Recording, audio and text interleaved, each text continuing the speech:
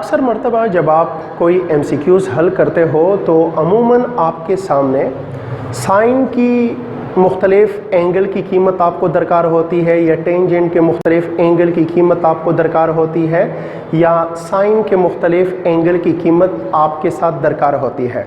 तो अमूमन आपको ज़रूरत पड़ती है कि साइन 30 की वैल्यू कितनी है, या कास 30 की वैल्यू कितनी है, या टेंजेंट 30 की वैल्यू कितनी है, या 45 डिग्री पर साइन की क्या वैल्यू बनती है, टेंजेंट की क्या वैल्यू बनती है। तो अमूमन ऐसे MCQ टेस्ट वगैरह में आपके सामने आ सकते हैं जहां पर आपको इन ट्रिग्नोमेट्रिक फंक्शन की वैल्यूज एंगल पर जो वैल्यू बनती है उसकी आपको ज़रूरत होगी।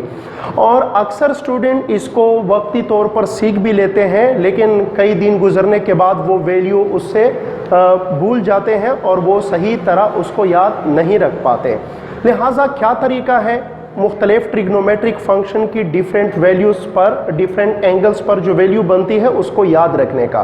तो आज की वीडियो में हम एक स्पेशल किस्म का टेबल सीखेंगे और इस टेबल को सीखने के बाद इंशाल्लाह सारी ज़िंदगी आपको ये ट्रिग्नोमेट्रिक रेशियोज़ की जो मुख्तलिफ एंगल पे वैल्यू है वो याद रहेगी और कभी भी आप इसको भूल नहीं पाएंगे।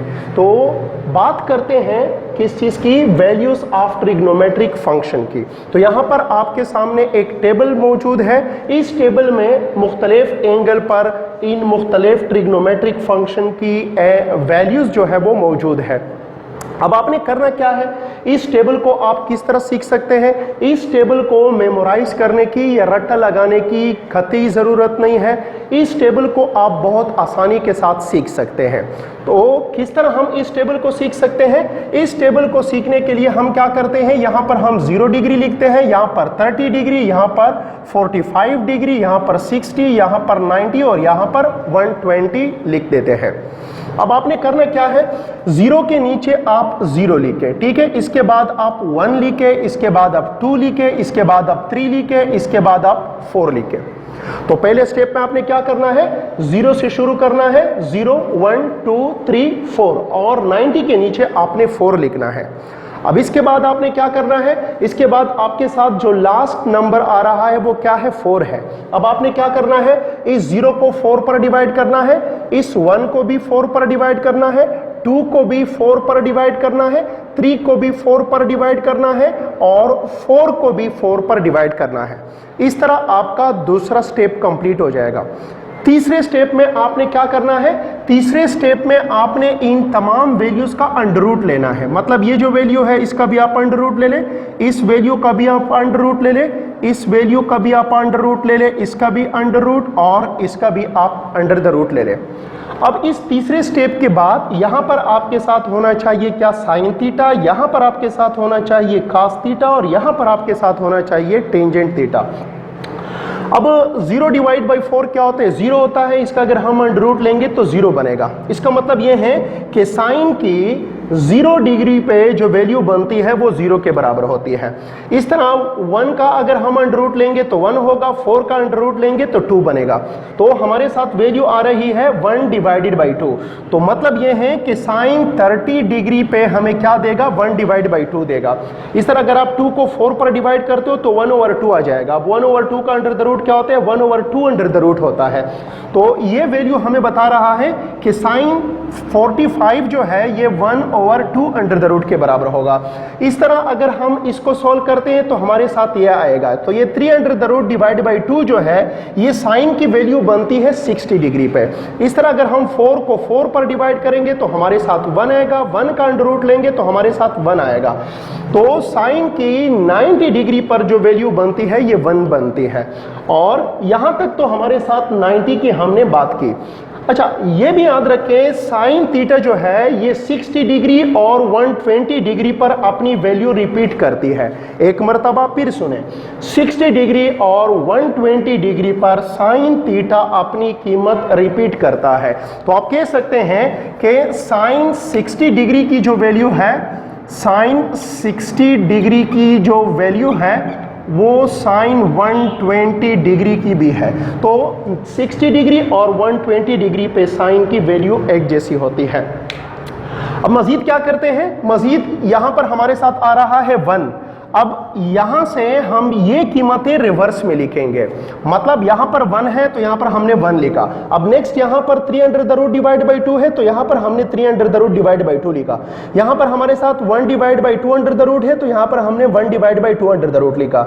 यहां पर हमारे साथ 1 डिवाइड बाई 2 है तो यहां पर हमने 1 डिवाइड बाई 2 लिखा। अब यहां पर हमारे साथ 0 है तो ये हमने क्या लिखा, 0 लिखा। तो ये जो हमारे साथ रो है ये दरअसल इस रो की रिवर्स फॉर्म है, मतलब ये 0 से शुरू हुई है, 1 पे खत्म हुई है, ये 1 पे शुरू हुई है और 0 पे खत्म हुई है। अब साइन 0 जो है ये 1 के बराबर है, साइन 30 जो है ये 3 अंडर द रूट 2 के बराबर है, साइन 45 डिग्री जो है ये 1/2 अंडर द रूट के बराबर है।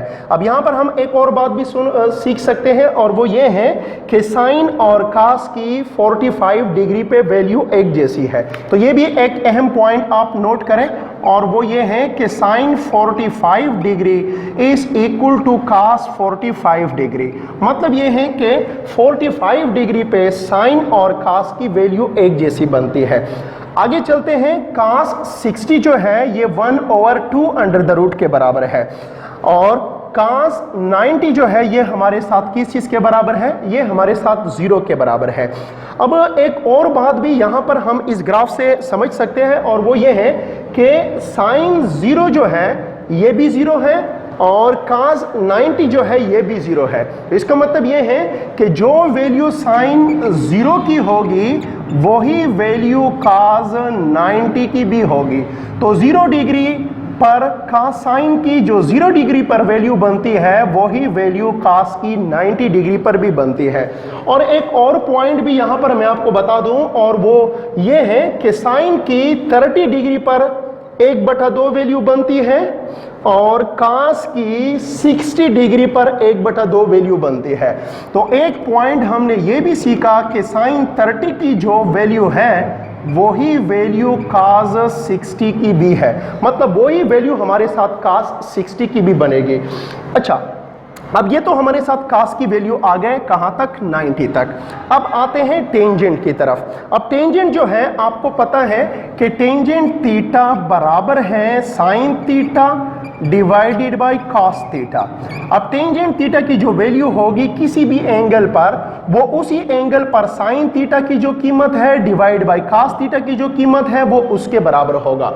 अब 0 डिग्री पे साइन 0 है और कास जो है ये 1 के बराबर है, तो टेंजेंट की कीमत क्या होगा, 0 डिवाइड बाई 1 और 0 डिवाइड बाई 1 क्या होता है, 0 होता है। अच्छा, 30 डिग्री पे टेंजेंट की वैल्यू कितनी होगी, 3 under the root 1 divide by 2 divide by 3 under the root, तो इससे हमारे साथ 1/3 अंडर द रूट आ जाएगा। और 45 डिग्री पे जो टेंजेंट की वैल्यू है ये 10 डिवाइड बाई 10 के बराबर होगी जो कि 1 के बराबर है। इसी तरह टेंजेंट की 60 डिग्री पर जो वैल्यू होगी वो 10 डिवाइड बाई 10 के बराबर होगी जो कि 3 अंडर द रूट के बराबर है। इस तरह टेंजेंट 90 की जो वैल्यू होगी वो 1 डिवाइडेड बाई 0 के बराबर होगी और आपको पता है anything divided by 0 gives us infinity. तो टेंजेंट 90 डिग्री पे हमें क्या देता है, इंफिनिटी देता है।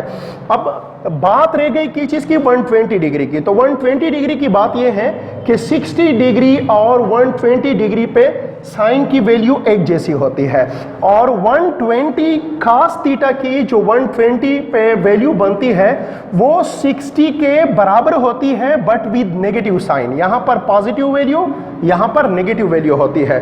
इसी तरह टेंजेंट की जो वैल्यू होती है 120 डिग्री पर ये भी 60 डिग्री के बराबर होती है यहां पर बट विद नेगेटिव साइन। तो इस टेबल को सीखने के बाद अब हम चलते हैं नेक्स्ट एमसीक्यू की तरफ जो कि हमारा एमसीक्यू नंबर 43 है। तो बात करते हैं एमसीक्यू नंबर 43 की। एमसीक्यू नंबर 43 कहता है कि if the resultant of two forces each of magnitude f is also f then the angle between the two forces is A option है 120 डिग्री, बी ऑप्शन है 60 डिग्री, सी ऑप्शन है 30 degree और D option है 90 degree. तो इस MCQ में हमें क्या बताया गया? इस एमसीक्यू में हमें बताया गया है कि हमारे साथ दो फोर्सेस है और दोनों फोर्सेस का मैग्नीट्यूड F के बराबर है। मतलब अगर एक फोर्स 5 न्यूटन है तो दूसरा फोर्स भी 5 न्यूटन है, अगर एक फोर्स 10 न्यूटन है तो दूसरा फोर्स भी 10 न्यूटन है।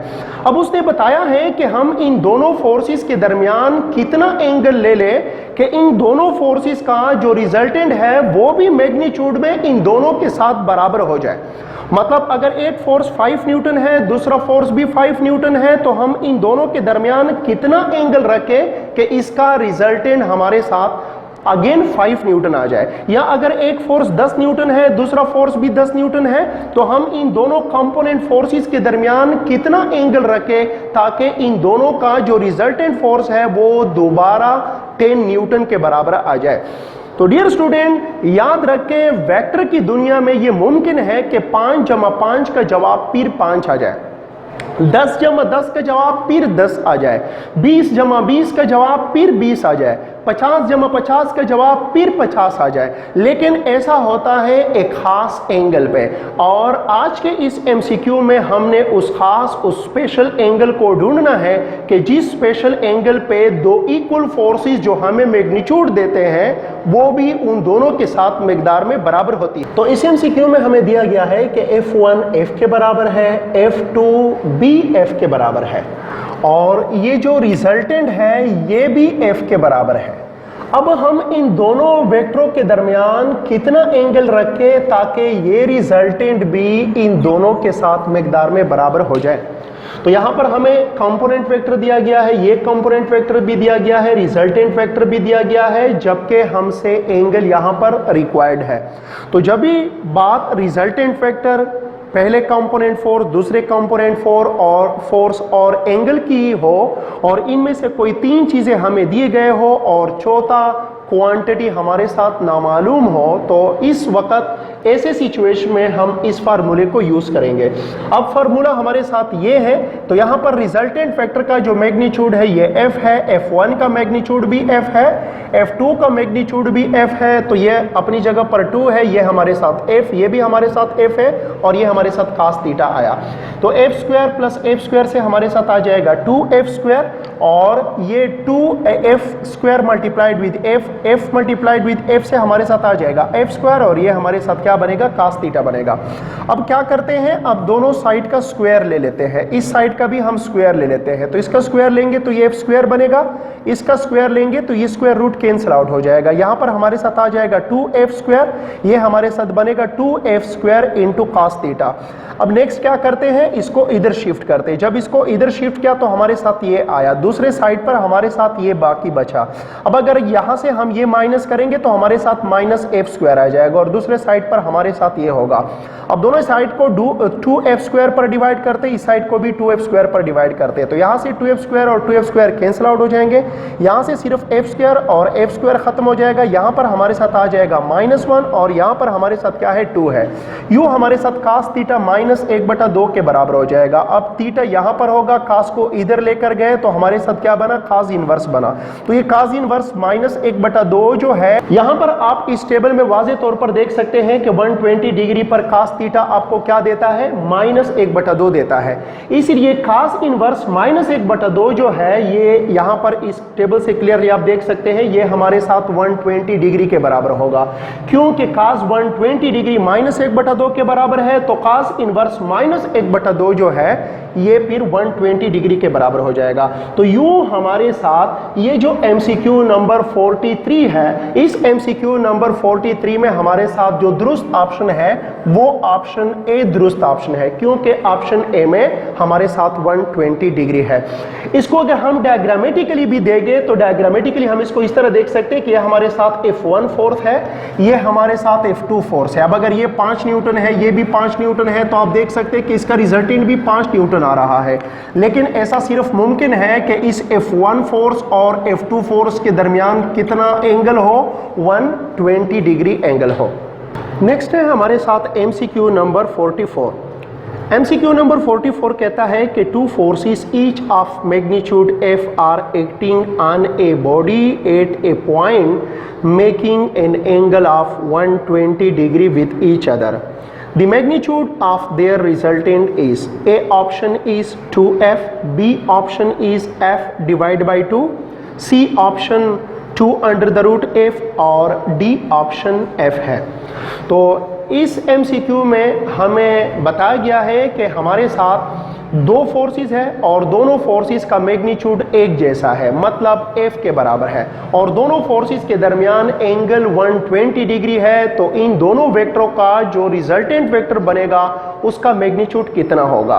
अगर आपने नोट किया है तो ये MCQ नंबर 44 जो है ये MCQ नंबर 43 के साथ काफ़ी मिलता जुलता है, लेकिन फ़र्क सिर्फ इतना है कि उस MCQ नंबर 43 में हमें बताया गया था कि एक F1 भी हमें दिया गया था, F2 भी हमें दिया गया था और रिजल्टेंट वेक्टर के बारे में भी हमें बताया गया था, हमसे रिक्वायर्ड थी एंगल थीटा।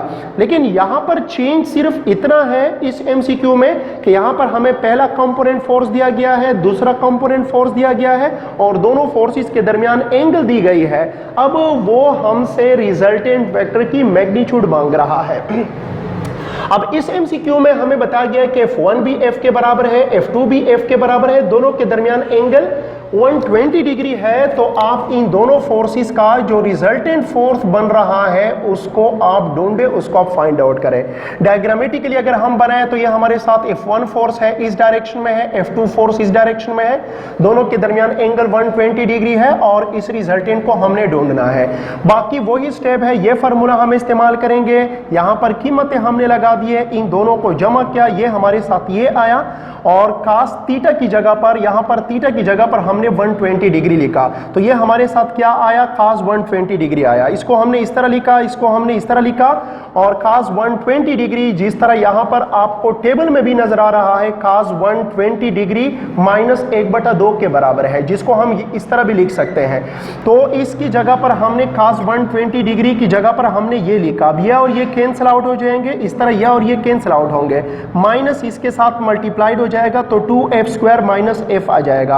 अब 2f square minus f square से आएगा f स्क्वायर और f स्क्वायर के ऊपर अंडर द रूट भी है, तो ये अंडर द रूट और ये स्क्वायर कैंसिल आउट हो जाएंगे, हमारे साथ ये आएगा और यूं हमारे साथ जो रिजल्टेंट वेक्टर बनेगा उसका मैग्नीट्यूड f होगा। तो हमारे साथ इस MCQ नंबर 44 में जो दुरुस्त ऑप्शन है वो D ऑप्शन करेक्ट ऑप्शन है। So D option is the correct option in MCQ number 44। Vector addition के हवाले से एक और इंतहाई इम्पॉर्टेंट कॉन्सेप्ट है जो अभी मैं एक टेबल की सूरत में आप लोगों के साथ शेयर करना चाहता हूं, और वो ये है कि if F1 and F2 are two forces are any vector, अगर F1 और F2 हमारे साथ दो फोर्सेस है या कोई से भी दो वेक्टर है, फोर्सेस के अलावा कोई से दो वेक्टर है which are equal in magnitude, और ये दोनों मकदार में क्या है, बराबर है। मतलब कंडीशन हमारे साथ ये हो कि F1 का मैग्नीट्यूड F2 के मैग्नीट्यूड के बराबर हो और दोनों को हम F कह सकते हैं, तो फिर क्या होगा, then their resultant vector in case of various angles between the two vectors will be given by. तो यहाँ पर हम इस टेबल में हम वो मुख्तलिफ सिचुएशन देखते हैं जिस सिचुएशन में दो इक्वल मैग्नीट्यूड के वेक्टर को हम मुख्तलिफ एंगल पे मिलाते हैं और उसका मुख्तलिफ रिजल्टेंट वेक्टर हम हासिल करते हैं। आपको पहले भी बताया गया था कि दो वेक्टरों का जो रिजल्टेंट आता है वो कंपोनेंट वेक्टर के मैग्नीट्यूड और कंपोनेंट वेक्टर के दरमियान जो एंगल है उन दोनों पे डिपेंड करता है। तो यहाँ पर हम देखेंगे कि दो कंपोनेंट वेक्टर के दरमियान जब दोनों कंपोनेंट वेक्टर एक जैसे हो और इन एक जैसे वेक्टरों के दरमियान अगर हम एंगल को चेंज करेंगे तो इसका रिजल्टेंट किस तरह चेंज होगा। फर्ज करें हमारे साथ एक फोर्स है F1 और दूसरा फोर्स है F2 और दोनों एक दूसरे के दरमियान एंगल कितना है, 0 डिग्री है, मतलब दोनों एक दूसरे के साथ पैरेलल है।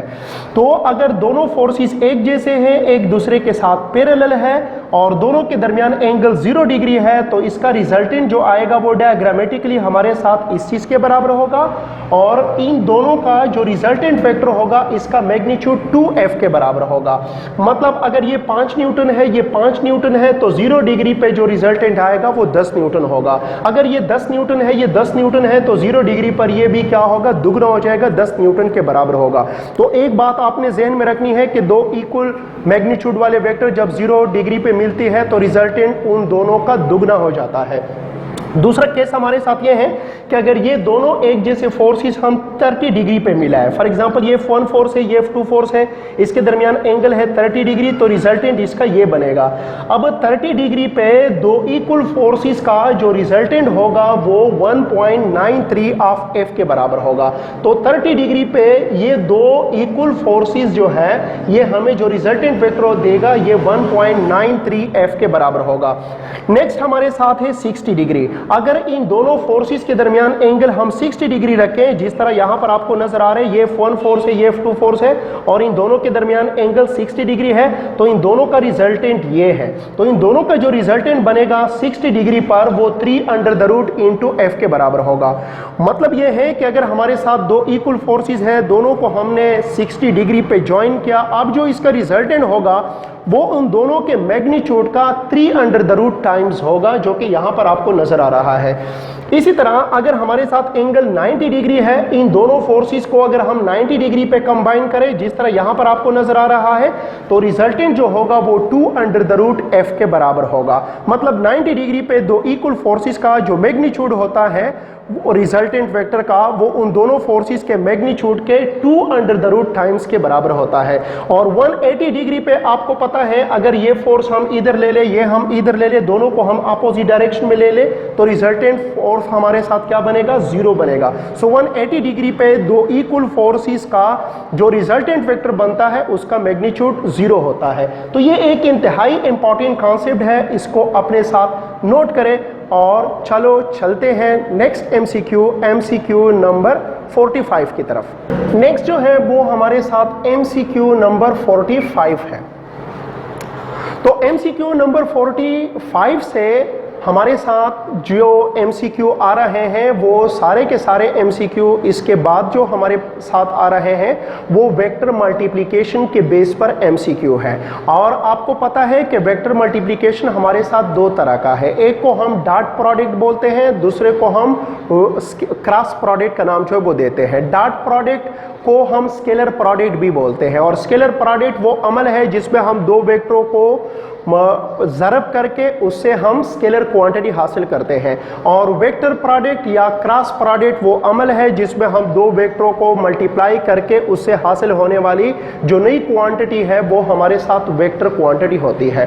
तो चलो बात करते हैं एमसीक्यू नंबर 45 की। एमसीक्यू नंबर 45 कहता है कि the scalar product of two vector give the same result for which of the following pair of angles. A option है 0 डिग्री 90 डिग्री, बी ऑप्शन है 60 degree and 90 degree, C option है 90 degree and 270 degree, D option है 180 degree and 270 degree.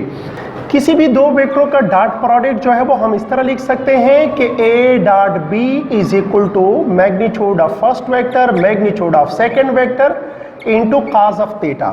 अब ये जो कास of theta यहाँ पर जो थीटा है ये इन दोनों वेक्टरों के दरमियान एंगल है।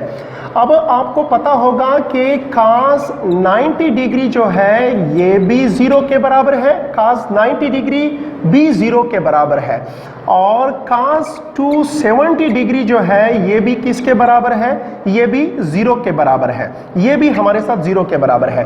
कहने का मकसद ये है कि अगर वेक्टर ए और वेक्टर बी के दरमियान अगर एंगल 90 डिग्री है तो भी इन दोनों का जो रिजल्टेंट होगा ए डॉट बी ये 0 के बराबर होगा। और अगर इस वेक्टर ए और वेक्टर बी के दरमियान जो एंगल है वो 270 डिग्री के बराबर है, फिर भी ए और बी का जो डॉट प्रोडक्ट होगा वो 0 के बराबर होगा, क्योंकि कास 90 भी 0 के बराबर है और कास 270 डिग्री भी 0 के बराबर है। तो एक ऐसा पेयर जिस पे कास डॉट प्रोडक्ट ऑफ दो वेक्टरों की वैल्यू एक जैसी होती है वो हमारे साथ सी ऑप्शन है। और सी ऑप्शन में जो पेयर हमें दी गई है वो 90 डिग्री और 270 डिग्री है। तो 90 डिग्री और 270 डिग्री पर ए डॉट बी से हमारे साथ एक जैसी वैल्यू आती है जो कि 0 के बराबर होती है। यूं हमारे साथ एमसीक्यू नंबर 45 में जो दुरुस्त ऑप्शन होगा वो ऑप्शन सी करेक्ट ऑप्शन होगा। बात करते हैं एमसीक्यू नंबर 46 की। अब एमसीक्यू नंबर 46 कहता है कि the angle between the vectors i plus J in I minus के इज, ए ऑप्शन है 30 डिग्री, बी ऑप्शन है 60 डिग्री, सी ऑप्शन है 90 डिग्री और डी ऑप्शन है 120 डिग्री। इस एमसीक्यू में हमें दो वेक्टर दिए गए हैं। फॉर एग्जांपल एक वेक्टर हमें दिया गया है वेक्टर ए जो कि I प्लस जे के बराबर है, और दूसरा वेक्टर हमें दिया गया है वेक्टर बी जो कि I माइनस के बराबर है। और हमसे पूछा गया है कि इन दोनों वेक्टरों के दरमियान जो एंगल बनती है वो आप फाइंड आउट करें, इसको आप ढूंढें। तो एक बात अपने जहन में याद रखें, जब भी किसी एमसीक्यूज में आपको दो वेक्टर दिए गए हो और आपसे पूछा गया हो कि आप इन दोनों वेक्टरों के दरमियान एंगल मालूम करें, तो हमेशा एंगल को ढूंढने के लिए हमने उन दोनों वेक्टरों के डॉट प्रोडक्ट के तरीके को इस्तेमाल करना होगा। फिर से सुने, जब भी हमें दो वेक्टर दिए गए हैं और उन दोनों वेक्टरों के दरमियान हमसे एंगल मांगी जा रही है, तो ऐसे में हम उन दोनों वेक्टरों के दरमियान डॉट प्रोडक्ट लेकर उसको सॉल्व करके उन दोनों वेक्टरों के दरमियान एंगल को ढूंढ सकते हैं। तो इन दोनों वेक्टरों के दरमियान एंगल थीटा को ढूंढने के लिए हम क्या करते हैं, इन दोनों वेक्टरों का डॉट प्रोडक्ट लेते हैं। ए डॉट बी जो है ये हम लेते हैं। अब ए की जगह पर हम वेक्टर ए लिख देते हैं जो कि I प्लस जे के बराबर है। डॉट की जगह पर डॉट लगाया और वेक्टर बी की जगह पर हम I माइनस के जो है वो लिख देते हैं। यहां पर हमारे साथ क्या है, डॉट है। अब यहां पर एक चीज जो है वो नोट करने वाली है और वो ये है कि I डॉट I जो है ये 1 के बराबर है। अब ऐसा क्यों है, ऐसा इसलिए है कि किसी भी दो वेक्टरों का डॉट प्रोडक्ट जो होता है वो उन बराबर होता है पहले वेक्टर का मैग्नीट्यूड दूसरे वेक्टर का magnitude into cos of theta. अब I जो है ये यूनिट वेक्टर है और यूनिट वेक्टर का मैग्नीट्यूड होता है 1। ये I भी यूनिट वेक्टर है, इसका मैग्नीट्यूड क्या है 1। I भी अलोंग एक्स एक्सिस है और ये I भी अलोंग एक्स एक्सिस है। चूंकि दोनों अलोंग एक्स एक्सिस है तो I के साथ पैरेलल होगा और पैरेलल होने की वजह से cos हमारे साथ क्या आ जाएगा, 0 आ जाएगा। अब 1 इंटू 1 और cos 0 भी 1 के बराबर है। इसलिए हम कह सकते हैं कि ये जो I डॉट I है 1 ज़रब 1 ज़रब 1 से क्या आ जाएगा, हमारे साथ 1 आ जाएगा। मतलब I डॉट I 1 के बराबर है, इसलिए मैंने I डॉट I को 1 लिखा। इस तरह हम J डॉट J को भी 1 लिख सकते हैं और इसी तरह हम K डॉट K को भी 1 लिख सकते हैं। तो एक चीज तो ये आपने याद रखना है कि किसी भी दो सिमिलर वेक्टर के दरमियान या सिमिलर यूनिट वेक्टर के दरमियान जो डॉट प्रोडक्ट होगा वो 1 के बराबर होगा। लेकिन ये भी याद रखें कि ये जो I डॉट J है ये किस चीज के बराबर है, 0 के बराबर है। ऐसा क्यों है, ऐसा इसलिए है कि ये जो हमारे साथ I डॉट J है इसको अगर हम स्प्लिट करते हैं तो magnitude of I magnitude of J into cos theta आ जाएगा।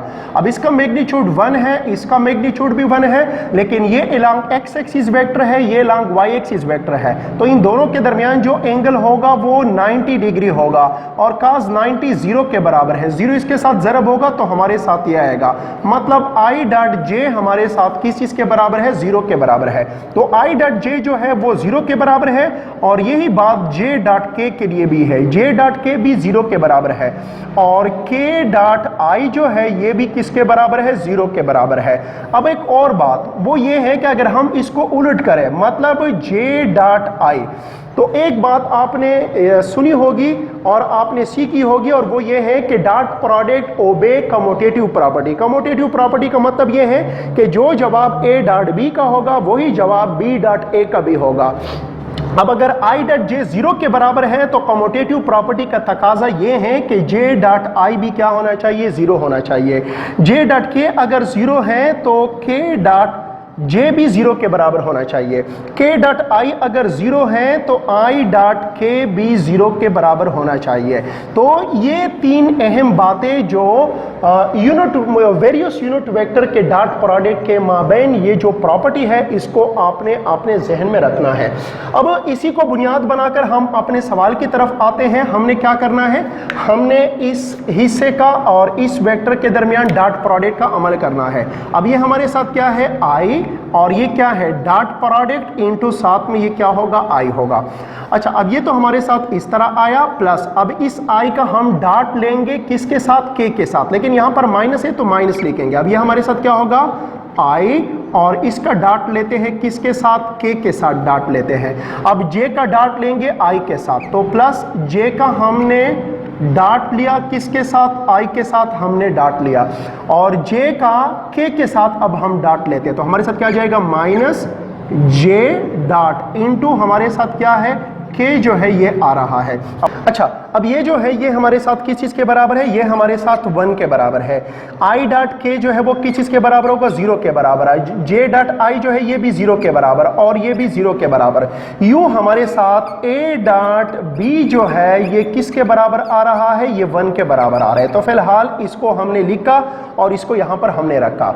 अब हम क्या कर सकते हैं, अब हमने इस वेक्टर ए के मैग्नीट्यूड को ढूंढना है। तो इस वेक्टर ए के मैग्नीट्यूड को हम किस तरह ढूंढ सकते हैं, वेक्टर ए के मैग्नीट्यूड को हम इस तरह ढूंढ सकते हैं कि इसका जो कोफिशिएंट है वो 1 है, तो 1 का स्क्वायर लिया, जे का जो कोफिशिएंट है ये भी 1 है, इसका स्क्वायर लिया और इसका अंडर रूट लिया।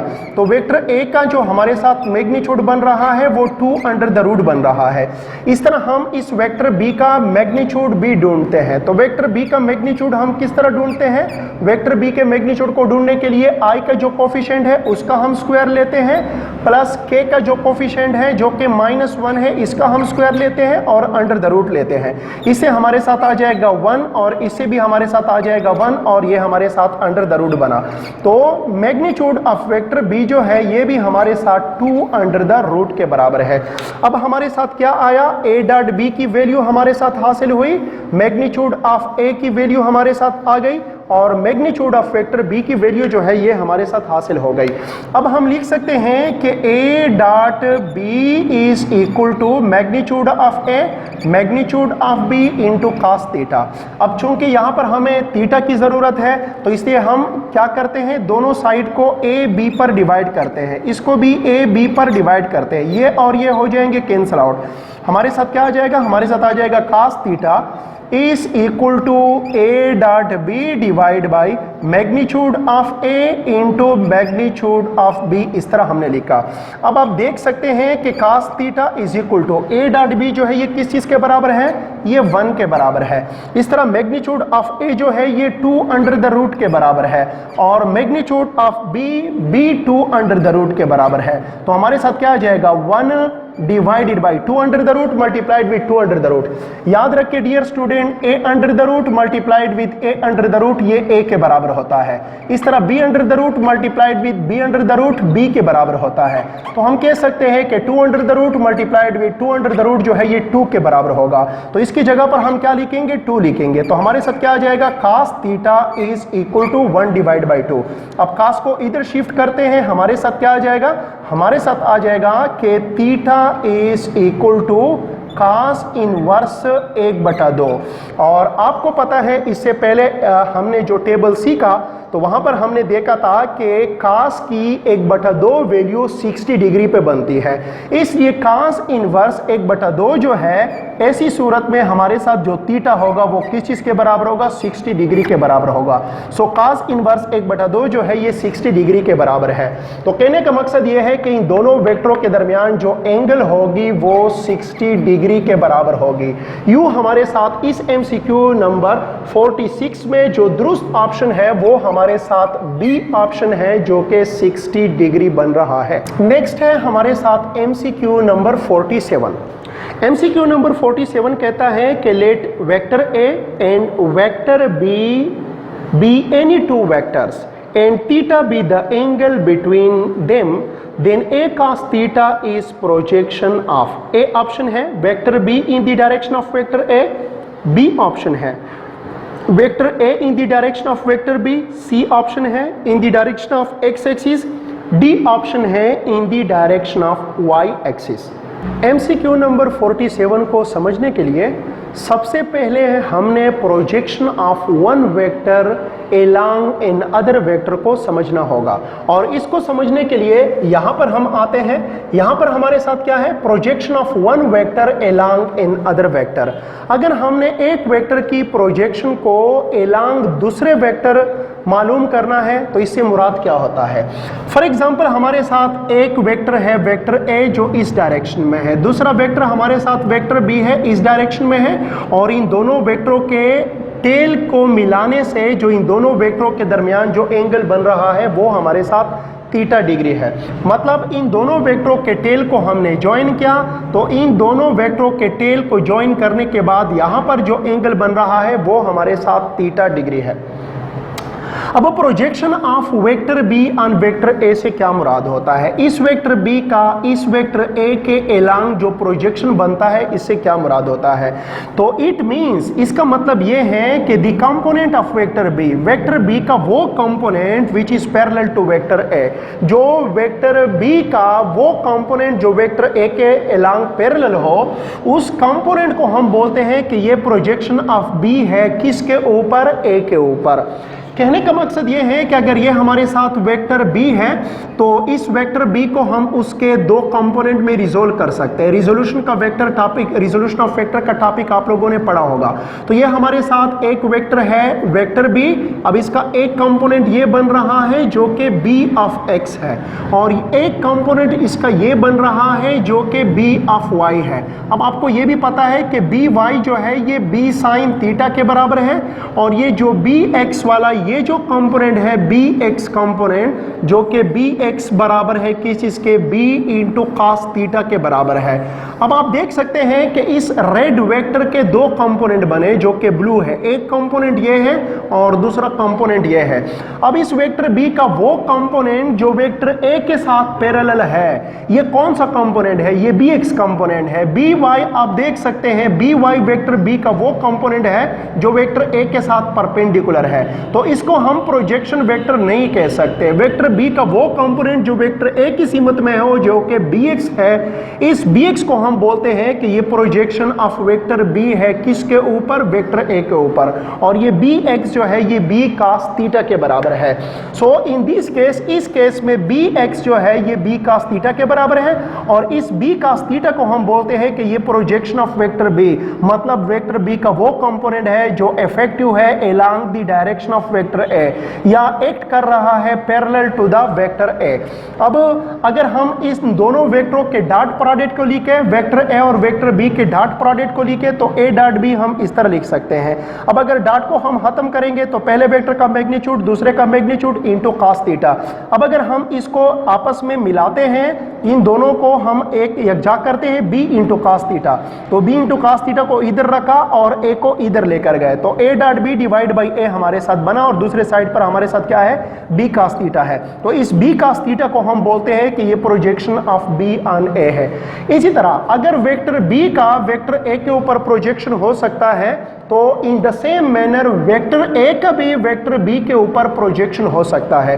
अब वेक्टर ए का जो वेक्टर बी के अलोंग प्रोजेक्शन होगा, ये वेक्टर ए का वो कंपोनेंट होगा जो वेक्टर बी के साथ क्या हो, पैरेलल हो। अब ऐसी सूरत में हम इस इक्वेशन को इस तरह लिखेंगे कि A dot B is equal to B A into cos theta. यहां पर हम ए इंटू कॉस थीटा को मिलाएंगे, और ये जो ए कॉस थीटा है इसको एक साइड पे रखते हैं, दोनों साइड को बी पर डिवाइड करते हैं, तो ये ए कॉस थीटा बराबर होगा A dot B divide by B. तो ये ए कॉस थीटा जो है ये दरअसल projection of A along the B है।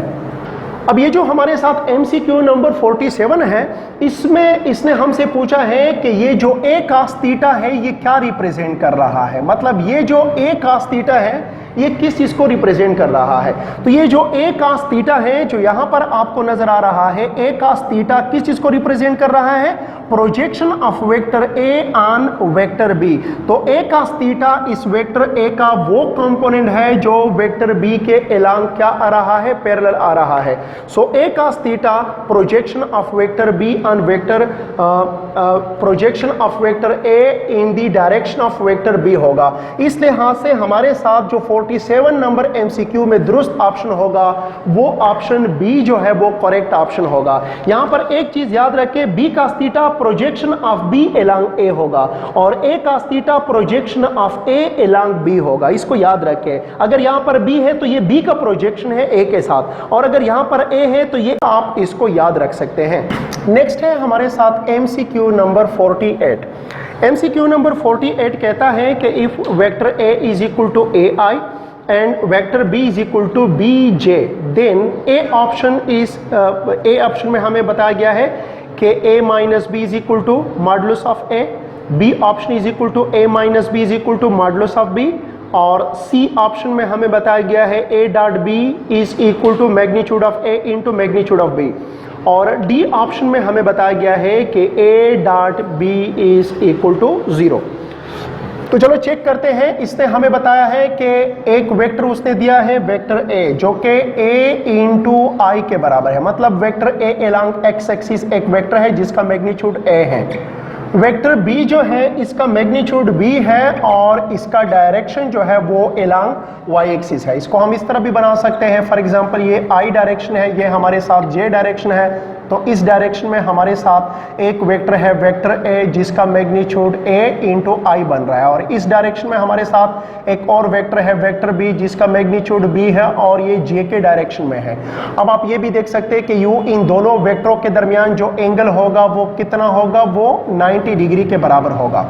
अब चूंकि इन दोनों वेक्टरों के दरमियान एंगल 90 डिग्री है, अब क्या करना चाहते हैं हम, दुरुस्त ऑप्शन इन दोनों का ढूंढना चाहते हैं। तो इसके लिए पहला हम क्या करते हैं, इन दोनों वेक्टरों का डॉट प्रोडक्ट जो है वो लेते हैं।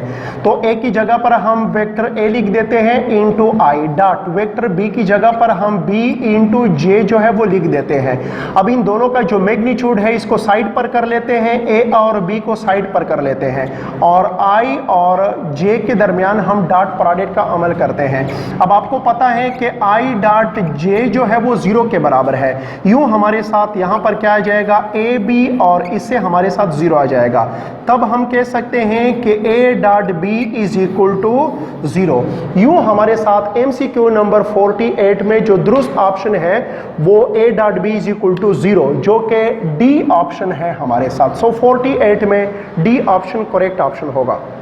MCQ नंबर 49 कहता है कि at which angle between the two vectors their scalar product is equal to half of the product of their magnitude. A option है 30 डिग्री, बी ऑप्शन है 45 डिग्री, सी ऑप्शन है 60 डिग्री और D option है 80 degree.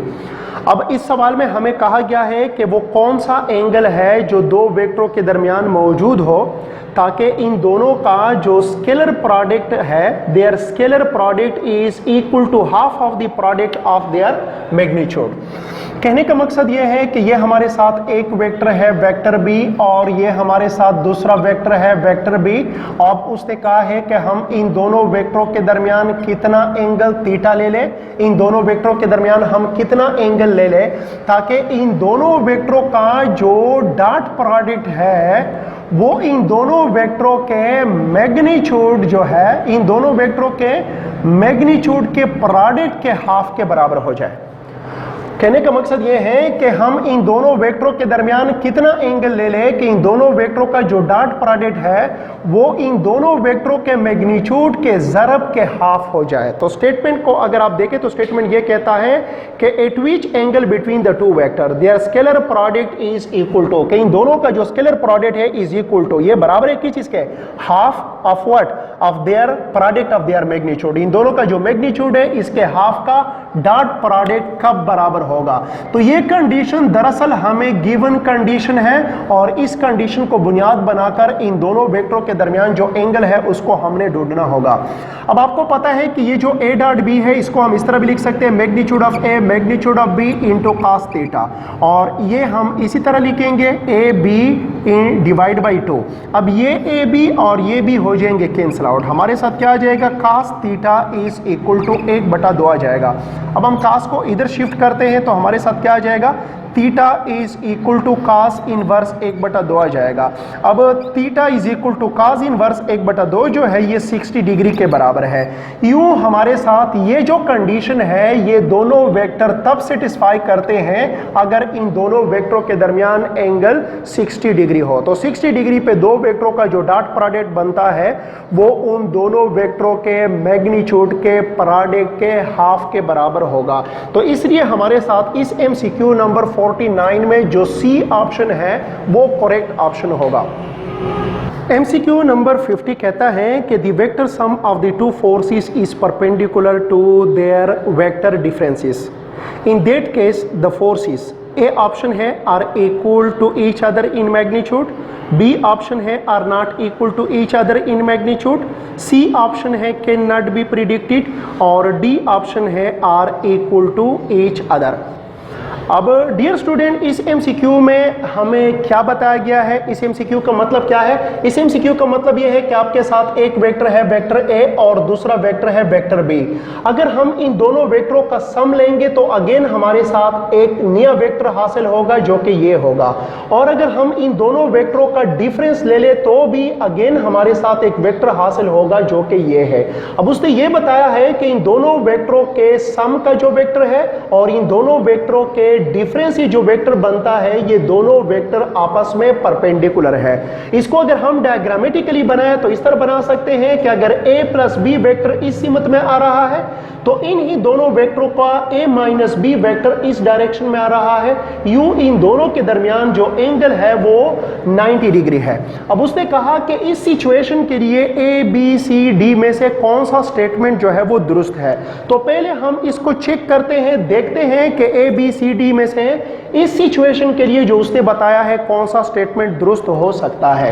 अच्छा, अब हम क्या करते हैं, ये भी एक वेक्टर है तो यहां पर लिख देते हैं, और ये भी एक वेक्टर है इसको भी हम यहां पर लिख देते हैं। तो ये एक अलग सा वेक्टर है, ये एक अलग सा वेक्टर है, और हमने इन दोनों वेक्टरों के दरमियान डॉट प्रोडक्ट लिया। अब इन दोनों वेक्टरों का अगर हम डॉट प्रोडक्ट लेंगे तो चूंकि ये कहता है कि ये दोनों वेक्टर आपस में परपेंडिकुलर है, और आपको पता है कि किसी भी दो परपेंडिकुलर वेक्टरों का जो डॉट प्रोडक्ट होगा वो 0 के बराबर होगा। तो इन दोनों वेक्टरों का डॉट प्रोडक्ट मैंने 0 लिया, क्यों? Because both the vector are perpendicular to each other, और आपको पता है कि दो परपेंडिकुलर वेक्टरों का जो डॉट प्रोडक्ट बनता है वो 0 बनता है। अब अगर हम इसको सॉल्व करें तो इसको अगर हम इसके साथ डॉट प्रोडक्ट लेंगे तो a डॉट a आएगा, इसका हम इसके साथ डॉट प्रोडक्ट लेंगे तो a डॉट माइनस बी, तो यह हमारे साथ क्या होगा, माइनस a डॉट b होगा। इसका डॉट प्रोडक्ट इसके साथ लेते हैं तो ये आएगा, माइनस को यहां पर लिखा, इसका इसके साथ डॉट प्रोडक्ट लेते हैं तो ये आएगा हमारे साथ। अब डियर स्टूडेंट, आपको ये पता होना चाहिए कि the dot product of a vector with itself is equal to square of its magnitude, ये एक प्रॉपर्टी है, और ये बात हम वेक्टर बी के साथ भी कह सकते हैं। The dot product of vector B with itself is equal to square of its magnitude, इसलिए हमने a डॉट a की जगह पर ये लिखा, a डॉट b की जगह पर ये लिखा, और ये जो b डॉट a है इसकी जगह पर हमने a डॉट b लिखा, because dot product obey commutative property, इसलिए हम b डॉट a की जगह पर a डॉट b भी लिख सकते हैं। और ये b डॉट b से हमारे साथ क्या आ रहा है, b स्क्वायर आ रहा है। अब ये और ये हम क्या कर सकते हैं, ये हमारे साथ प्लस है, इस और इसको हम कैंसिल आउट कर सकते हैं, तो b square minus b square हमारे साथ आ जाएगा। अब ये b square minus B square is equal to 0 हमारे साथ आ जाएगा। अब अगर हम इसको इधर शिफ्ट करते हैं तो b square is equal to b square आ जाएगा। अब अगर हम इसका भी अंडर रूट ले ले, इसका भी अंडर रूट ले ले, तो ये हमारे साथ अंडर रूट खत्म a आएगा, ये भी अंडर रूट खत्म, हमारे साथ a आ जाएगा। अब इसको हम लिख सकते हैं मैग्नीट्यूड ऑफ वेक्टर a, और इसको हम लिख सकते हैं मैग्नीट्यूड ऑफ वेक्टर b। तो यहां पर क्लियरली हमारे साथ साबित हो रहा है कि ये दोनों वेक्टर इस कंडीशन को जो हमें दिया गया है तब सेटिस्फाई करते हैं अगर वेक्टर a का मैग्नीट्यूड वेक्टर b के मैग्नीट्यूड के बराबर हो जाए। देखिए यहां पर दोनों वेक्टर a और b वेक्टर आपस में बराबर नहीं है, क्योंकि इक्वल वेक्टर का मतलब यह है कि इसका मैग्नीट्यूड भी एक जैसा होगा और डायरेक्शन भी एक जैसा होगा। लेकिन यहां पर हमें सिर्फ ये इंफॉर्मेशन इससे मिल रहा है कि यह सिचुएशन तब पॉसिबल है जब वेक्टर a और वेक्टर b का मैग्नीट्यूड आपस में बराबर होगा।